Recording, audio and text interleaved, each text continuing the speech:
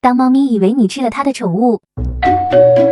你好，你的外卖。谢谢。今天我吃午饭的时候，发现饭里的小鱼和栗子的宠物鱼长得很像，于是我便想整一整栗子。首先，趁着栗子去上厕所，把鱼藏起来，等到栗子找不到鱼的时候。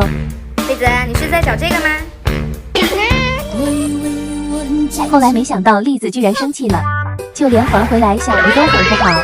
别生气了，宝宝，看妈妈再送你一条大鱼。但这个是这么玩的。死吧！乌鸦宝电话喵，金子傻在不挑，说不怪儿脑袋打核桃。